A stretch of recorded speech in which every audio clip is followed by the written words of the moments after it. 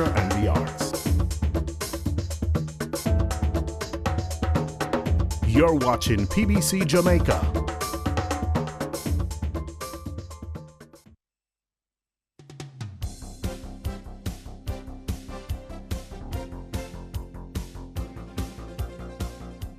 The Tivoli Inquiry, the Commission of Inquiry, a report which I would urge our Rotarians to read.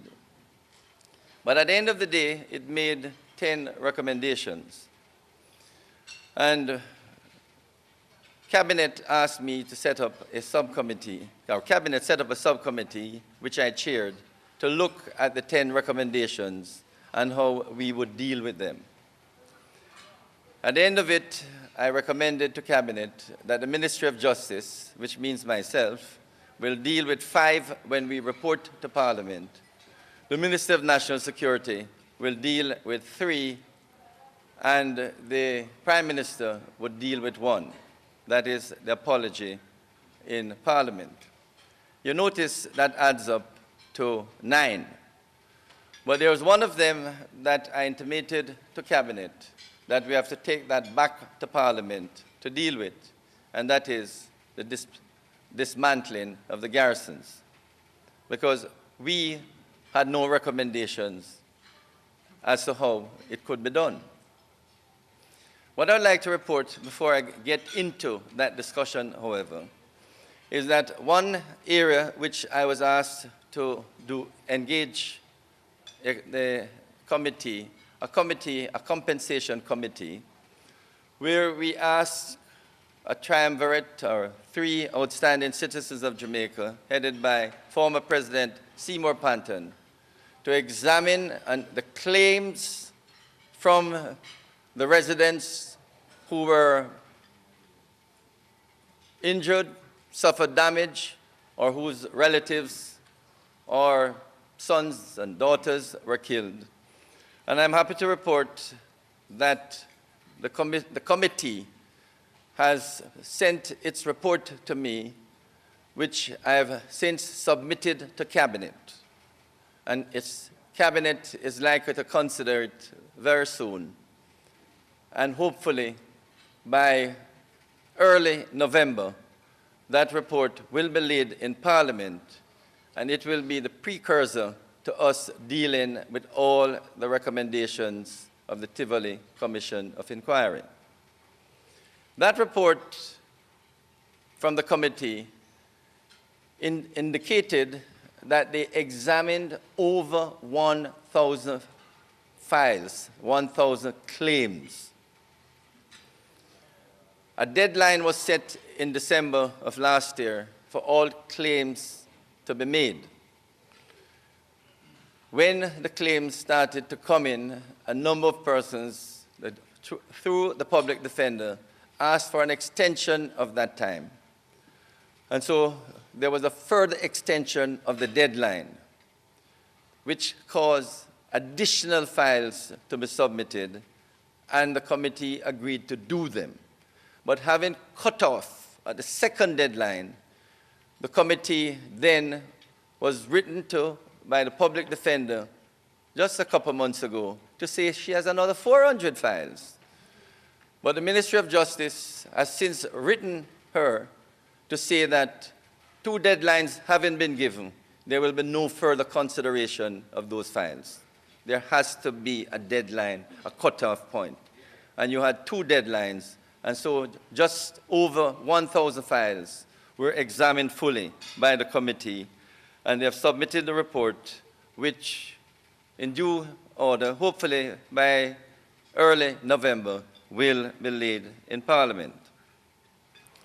One of the areas, however, on which no response will be made to the recommendations is the whole question of tackling the garrison phenomenon. This was recommendation 7 from the Commission of Inquiry.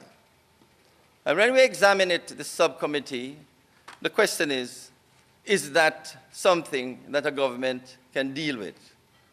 Or is this to be dealt with by the country at large, starting perhaps with the Parliament?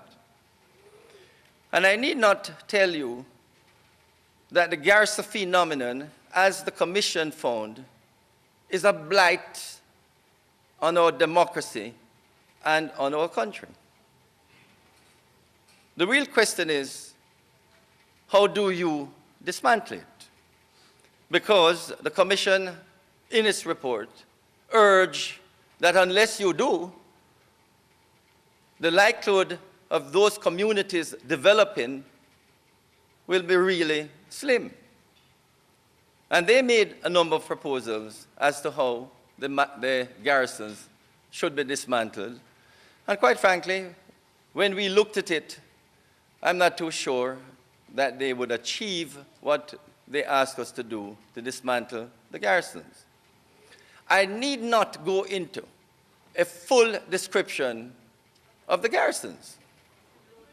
In truth, when you look at the garrisons, and I just read very briefly from the Commission report, the nature of the garrison phenomenon in Jamaica is rooted in the fact that over time, these constituencies have been allowed to become, in the popular vocabulary, states within the state. They have their own credo and ethos. They give the appearance of living outside the mainstream of society. Promotion of a political party's interests is paramount. All else is secondary, including the rule of law. Political patronage and violence are two of the hallmarks of a garrison constituency. Criminals are highly organized and challenge the conventional societal order in order to establish and magnify their own. Fear of reprisals leads inexorably to an adherence to a code of silence among law-abiding citizens who are forced, by necessity, to allow criminality to reign within the garrison constituencies. Let me say that there are garrisons on both political parties. And I can assure you that as the Commission understood, there are certain constituencies which are considered electorally safe seats for one political party or the other. There's nothing unique or unsavory in that reality. And it is possible, perhaps up to 1990, that you could say that these garrisons, that no voting took place. In other words, even if you live in those areas, you know somebody vote for you. And in essence, in many areas, many PDs, over 100% voted. In other words, there were over 100% voting in a particular PD. But let us be fair now. At this time, there is voting, free voting. There may be fair, but there's free voting where a vote in the box is a well-cast vote because the Electoral Commission has been so set up and so to ensure that a vote is a proper vote. It is a fact that people may vote out of fear, because I've heard in some PDs that if they ever find the people who vote for the other party, they have to move out of the area. So there are some areas in which there's still fear why people vote in those areas. And when you look, and let me just take 4 constituencies, 2 of which are about to cast their votes on October the 30th. Southwest St. Andrew and South St. Andrew. Those 2 constituencies, in the vast majority of PDs, perhaps in all, the Jamaica Labour Party gets less than 20 votes, less than 10, sometimes 0. So that whereas in all the constituencies, the overall majority, for say, in the last election, the Prime Minister, then Prime Minister Portia Simpson Miller, getting 90% of the cast votes, and Dr. Omar Davis getting a similar amount, 90%, but only 50% of the people actually voted. In other words, if the Labour Party could find the other 50%, it could be a closely run elections. But we don't know where those people are. Because only 50% cast their vote in the last election. And the likelihood is that a similar number will cast it over the next, on October the 30th. But if you take Tivoli, Denham Town, Hannahtown, Matthews Lane, you see similar patterns. In Denham Town and Tivoli, less than 10, most of the PDs, less than, you see votes for the PNP, less than 20, sometimes 0 and 1, both in Tivoli and Denham Town. Or you take West Central, where the present Prime Minister's constituency is. If you look at Olympic Gardens, you will see that the majority of the counts are for the Prime Minister, and the PNP in most of the PDs get less than 10 votes. But when you take his other division, Mullines Gardens, which is a part of his constituency, you see that the PNP get all the votes, and the Prime Minister gets less than 10 in most of the PDs. So you see that there's a political division within communities. And you see this in many other areas. I am just giving you some. And you find that in many of these constituencies, be it Kingston Central, or Port Royal, Kingston Eastern and Port Royal, and many others, that persons are fighting to get to these constituencies because it is a safe seat. And once they get there, they perpetuate, respectfully, the patronage which continue the one-sided political participation. When you look at South St. Andrew and Southwest St. Andrew, for the last 20 years, during which I have been in Parliament, those two constituencies have benefited from government largesse and government agencies more than any other constituency, in my opinion. But those two constituencies, with due respect, are two of the poorest constituencies in Jamaica. No development, or very little development in those two constituencies.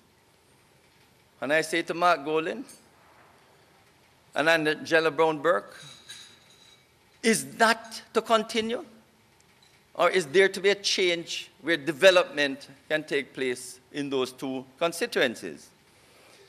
In Southeast St. Mary, you really have what is considered a democracy in the true sense, that both parties are out there really trying to get votes for their side. And that is where you see an interplay of issues, many of which are being distorted, many of which are being explained away in Southeast St. Mary. But it is a real contest. But in the garrison community, there is no contest. The sad thing about it is that in these garrison constituencies, and let me emphasize that it is not all garrison communities that are politically inspired. There are other areas where gangs have taken over, especially in Western Jamaica, where the scammers have taken over and control communities. And they now are fighting one another over the illicit enrichment within those communities. But when you look at this garrison phenomenon, which has to be dealt with if we are ever going to move forward, you see nothing but areas controlled by thugs, dons, and gangs, where there's nothing but lawlessness, where titles, people just capture houses, and titles are of no value, where if you get a house rented, the likelihood of collecting rent is 0. In fact, if you come to collect rent, they chase you away. You have these garrison communities. You see nothing but illicit and illegitimate activities. JPS have a great fight collecting $1 from these communities. Forget NWC, they just say social water.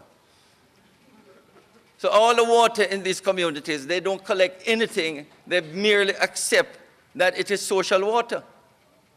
And that is why NWC cannot account for over 70% of the water produced, because a lot of it is social water.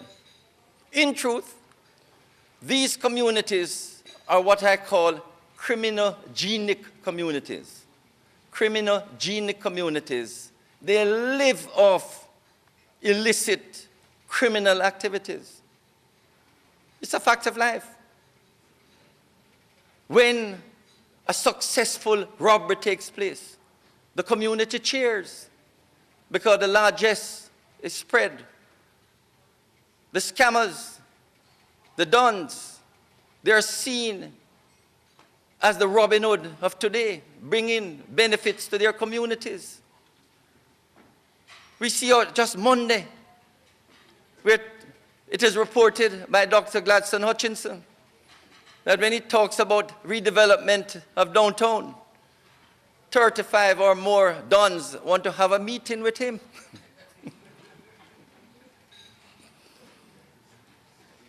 To see how do they play their part. Well, ladies and gentlemen, this country cannot legitimize dons. This country would be making a serious mistake if it even have further discussion with these dons as to how you're going to develop a community or a country. Unless they go on the straight and narrow path, there's no way this country can even consider them for work or any sort of participation in any redevelopment. And I said later, that was my position in Northeast St. Andrew. And that is why we don't have any dons or gangs there, which I'll come back to in a moment. But how did all of this come about? It is quite clear to me that when we compare countries like Singapore, which up to the late 60s, we were ahead of them in development. But Singapore took a different path as to the path we took. And the different path, basically, is that Singapore felt that economics must be a priority over politics. But with due respect, come the 70s, the government of the day felt that politics should be a priority, and politics should take preference over good sense, good judgment, and good economics. And what has happened since then, the struggle between the primacy of politics and economics has cast a great blight on the Jamaican society. Because when things are done by our leaders, and our leaders are not necessarily all the political leaders, but leaders in various agencies of government, and where they see everything through a political prism. And so instead of meritocracy, instead of good sense, instead of good judgment, everything is a political judgment. And that is why you have today, it is reported that JUTC, instead of having 1,500 or 1,700 well-paid jobs doing the work of JUTC, you have an excess of over 400 or 500 jobs which were brought in, and I have no fear in telling you, they were brought in for political reasons, because these people need a work. And so they were brought in for political reasons to work at JUTC. And far too many government projects, politics play the major role in how it is developed, how it is executed. And that is why you hear the Prime Minister yesterday complaining that a housing development, a one-bedroom that was built for 1.2, And over the last few years, it continued. And those same one-bedroom houses that cost 1.2 million, they were built at 11 million and had to be sold for 4 million. It is quite clear to me, ladies and gentlemen, that we have to take a serious stance and demand that good judgment, good sense must take priority over political judgment, and where things are done primarily for political reasons. The garrisons, the poverty, the deterioration can be stemmed, but economics must be at the forefront of what we do instead of political decisions affecting them. I have no doubt that when we look at the garrisons, we will have to take it back to Parliament. And that is what the intention is, for a discussion to take place in the society. But eventually, when we respond on the recommendations of the Tivoli Commission of Inquiry, we intend to say in Parliament, this is a matter that has to be dealt with by the political parties, and how do we get a third party or others, or a Vale Royal discussion, so that we can start to dismantle, de-garrisonize areas within our societies. Because unless we show that these communities must have outstanding leaders leading the charge, and not the dons and the thugs being in charge. And I can assure you that is where we're going forward with ZOSA, because in these communities, with ZOSA, we're hoping that one by one, we can set up committees of leaders who can continue the development rather than to have the dons being in control and dictating who gets work and how much they're paid. I'm sure you'll have the opportunity to participate in this discussion. A lot of time needs to be spent as to how we develop the country, but it seemed to me that we have to face the reality that we are not doing well in serving the people of Jamaica, because what I see in terms of how people are living, if we continue like this, then Jamaica will not be regarded as a first world country as we want to be in 2030. And it's quite clear to me that these inner city communities, these garrisons, these poor rural communities, that it is economics that will help them to develop rather than political action. So somewhere along the line, we have to find ways and means to have these communities become entrepreneurial centers where the young men, dons, and so on can be transformed into business people rather than gangsters as they are now. I hope Rotary will assist us in that mission forward. May God bless you. PBCJ just presented an address to the Rotary Club of Kingston by Justice Minister Delroy. Violence against women and girls is a human problem, not just a woman's problem. It's a problem for men too. Gender violence takes many forms, including sexual assault, domestic violence, relationship abuse, sexual harassment, and sexual abuse of children. The magnitude of ongoing violence against women and children in our country is cause for alarm. We can end the violence. It requires all of us to end the violence. I call on all our men and women in Jamaica to take a stand. And men, especially, must get involved in this movement to create a better world for their daughters, their mothers, their sisters, their aunts, their uncles, their fathers, their sons, and for themselves. Let's protect and reassure. Let's unite to end gender violence.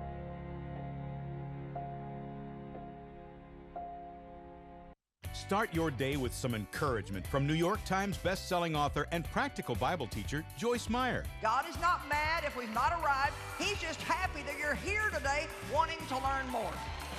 You'll be refreshed and strengthened as you hear powerful messages of hope and transformation. God, I want you to lead me and guide me, and I'm going to do what you want me to do. I don't care what it costs.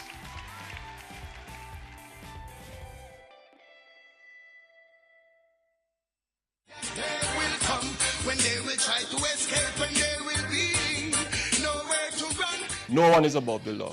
We encourage all Jamaicans to join the fight against corruption, organized criminality. These nefarious activities that stymies our country's progress. I want to encourage all Jamaicans to call. We have a secure line, 1-800-CORRUPT. Call anytime, and we will treat the information received with the highest standard of confidentiality. We need your help. We want to elicit your support. Call 1-800-CORRUPT. That's 1-800-267-7878. Be the change. Report corruption today.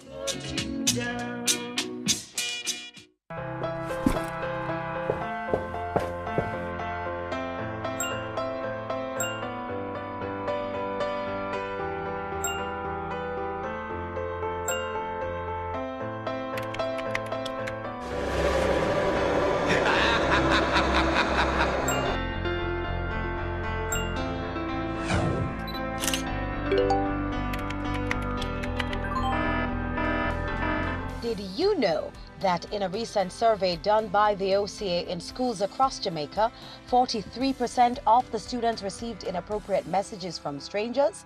The OCA wants you to be smart online. Never speak to persons you don't know. Parents, encourage your children to be social but be smart. This message was brought to you by the Office of the Children's Advocate with support from UNICEF.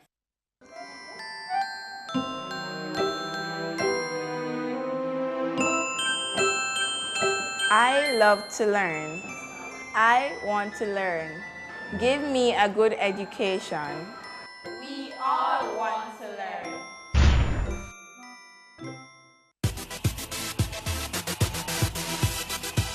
Motorists, know your rights as road users. If you're stopped by the police in a road check, the police have the right to ask for your driver's license and vehicle documents.